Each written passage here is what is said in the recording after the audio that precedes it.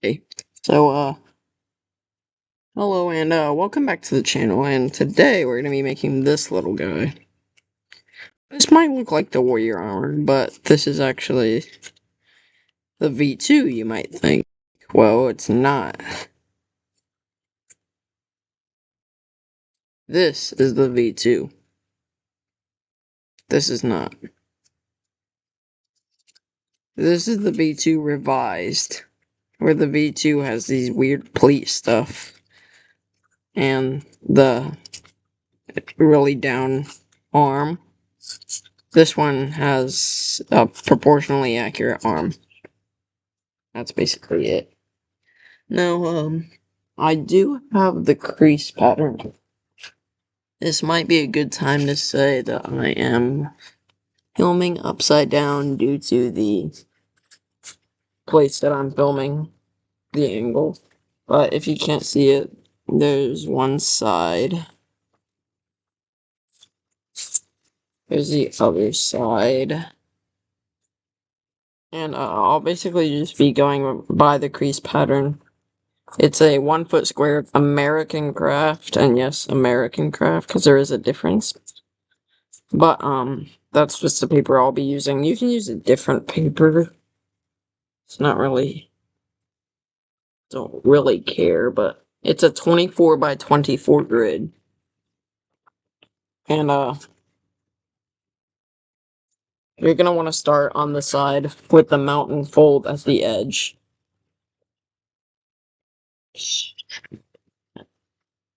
But, at the top left corner, you're gonna start making a plate. And then make another plate. Then you can start collapsing this little corner there.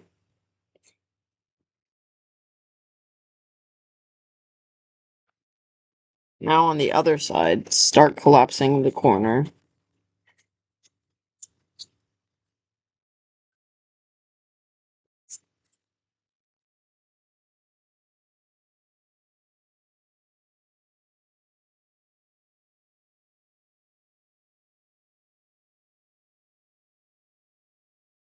And, let me count.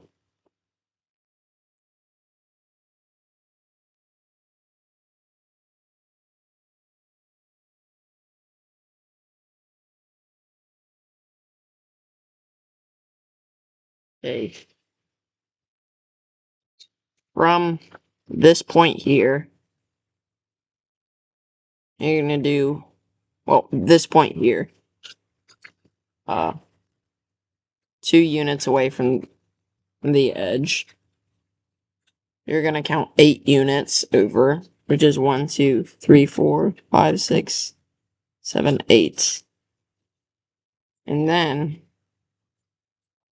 you're gonna make a mountain fold at the 9 mark, or just past it. And then you're gonna take this and pinch a mountain fold and do like that. This is very similar to the VE1. Do it like this on the other side too. But, so I would recommend folding that before you do this.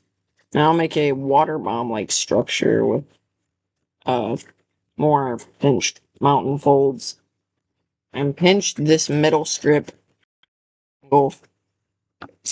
all the way across. Now using these existing creases, fold them all the way to the edge, but don't start collapsing in. Fold all of them. Now you may need to unfold this, but 2 units away, make a mountain fold pinch.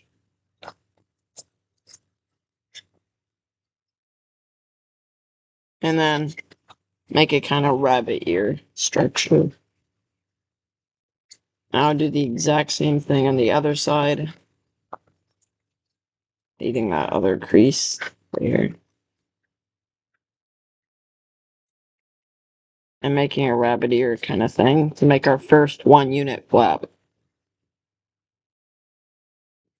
Now, take the point where this diagonal and this mountain fold intersect, and then pinch 2 units down.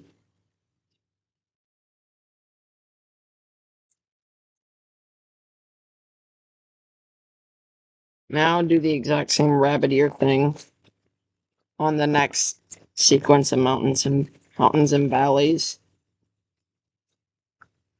Collapsing in.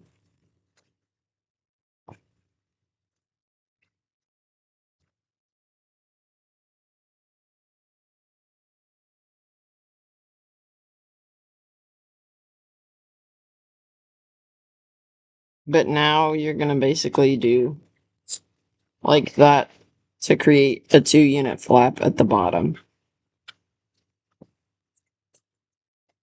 Should look like this over on the sword side. Now for the sword, you're going to be collapsing inward from this edge.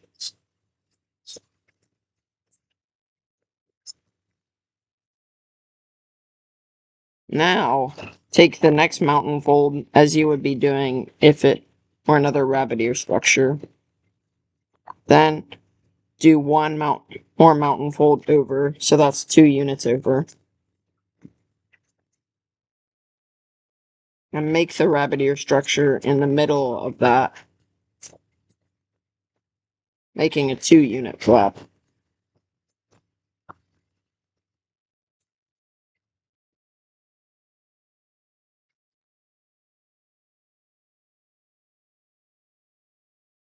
And pinch the next mountain fold, and then the next one.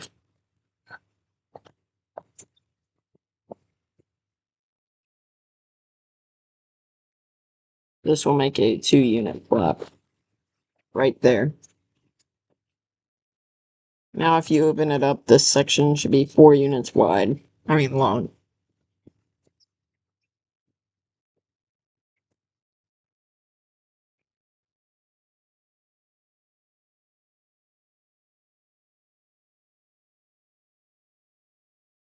Now you can basically collapse the rest of the top in.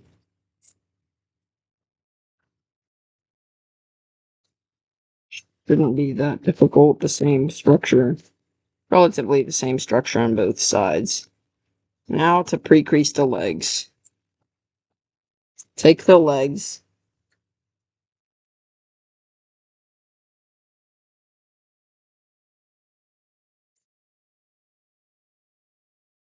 and pre-crease 7 units on this diagonal. So that's 1, 2, 3, 4, 5, 6, 7. Now pre-crease 2 units going down. I'm starting on the right leg. And then 2 units back up. And then 1 unit down to meet the center. Now do the exact same thing on the opposite side to meet it. 7 units up.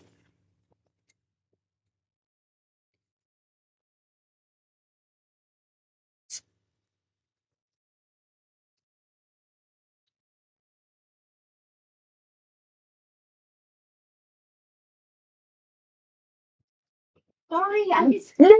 Oh, yeah. Yes. Go upstairs.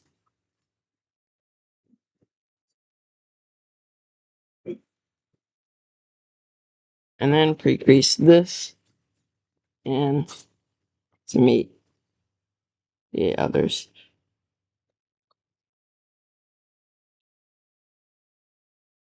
Now you may have noticed a gap in the video.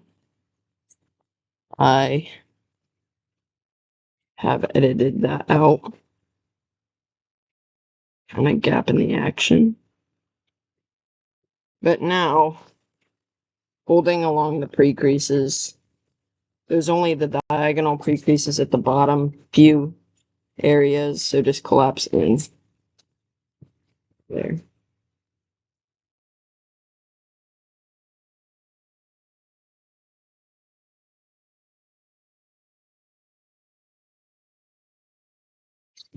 Now, once you get to this point, just collapse in on the pre-creases. Really rather easy if you have experience with this. These are the same legs as the V1. Kind of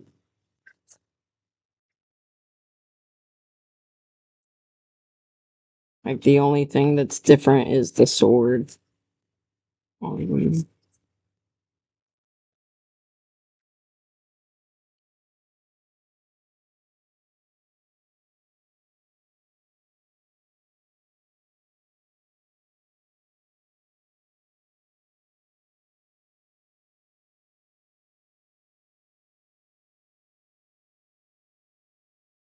Again, collapsing on the pre-creases.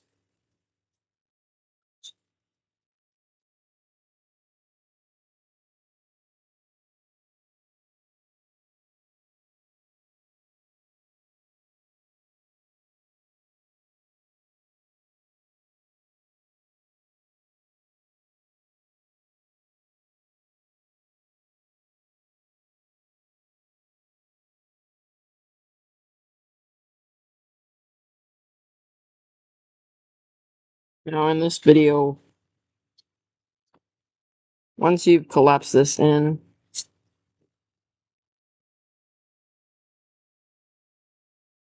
you may think I'm a bit of a madman for putting this, but all you have to do is pre-crease this by squashing that down and then opening it and mountain folding along all of these and making something like that.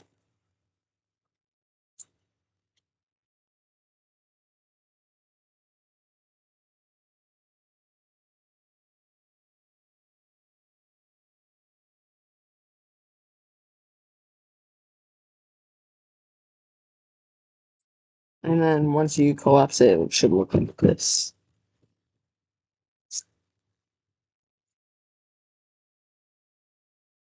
Now this is the collapsed space with the two legs, the two unit flaps, this thing, the 2 unit flap, 1 unit flap, 1 unit flap, this thing, and then this with two pleats before the collapse, and then the sword with 1 2-unit flap and one 5-unit flap with a corner at the ends for the actual sword. Now that's the collapse base, but all I'm going to show you in this video is dry shaping, which is basically just altering parts of the model that aren't on the crease pattern. Well, I did put the fingers on the crease pattern, but that's just to remember that they're there. But anyway, I'm going to start on the arm without the sword. And we're going to spread squash this first part, which basically means just opening that corner and squashing it down. Do that for the first 3 corners. And fold it in half. Now along this line, mountain fold.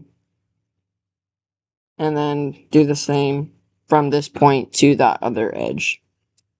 Now, just valley fold and mountain fold the fingers.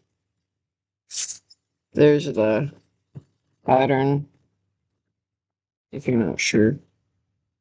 Again, do this, then squash it up, and then squash it down. Now for the last thing on this arm, you're going to do 3 pleats that are mountain fold from the edge of the spread squash, and then just fold up a bit. This basically just thins the arm.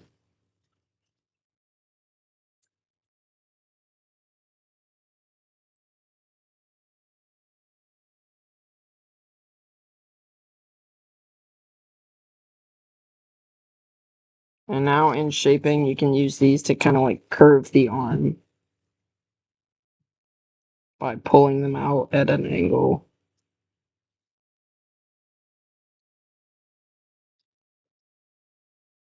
And then you can just mount and fold that to make it concave, I think is the word.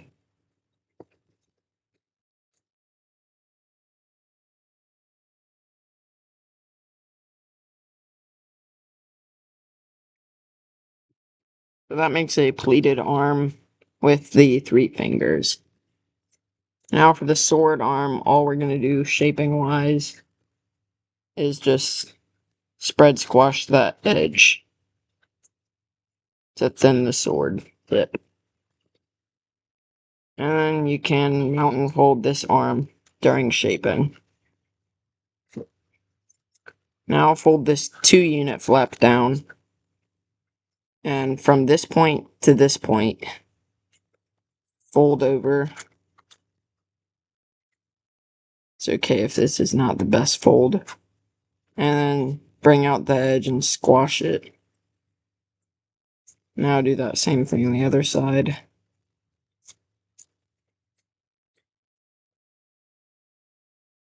Now open the 2 1-unit flaps so you have a square of sorts. And fold up the corners just about to the top on the bottom edge. And then fold the top flap down. And then fold that top part that kind of looks like a water bomb base down. This is the head. You can kind of push the top in and mount and fold it to shape.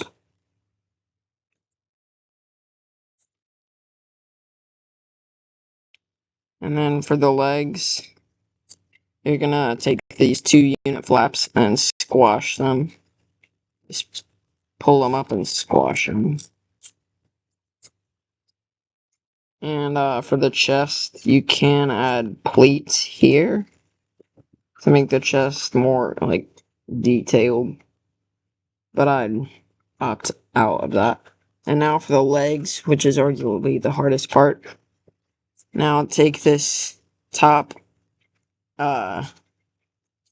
layer, lift it up, and then squash it over to the side so it has like that, and squash that last bit, and then fold the edge up. These legs are basically inspired by Origami by Boyce's sword and shield model. So if you folded that, you'd know what to do. But then just spread squash these 2 flaps and kind of twist them into that squash at the top. And for shaping, just turn it around and mount and fold these edges to the center. And then this will want to go up and just mount and fold the foot. So that's how to fold one leg. Do the other one in the same way by bringing out the layer, squashing that, folding it up, and then spread squashing the next 2 flaps. And kind of maneuvering that squash at the top. And now you have the completely dry shaped Warrior Armor V2 revised version. So as you can see, this doesn't have the short on back sword problem. I guess you would call it like low on the back. And it may not be the best design of mine, but it still looks pretty cool. I'm not going to cover wet shaping in this. You can just watch the V1 tutorial for that, because I do have a separate tutorial for dry and wet shaping for that. And wet shaping is basically just gluing it in place, is what I do. But that's the end of the tutorial. So I hope you Well, yeah, I just hope you thought this was a good tutorial.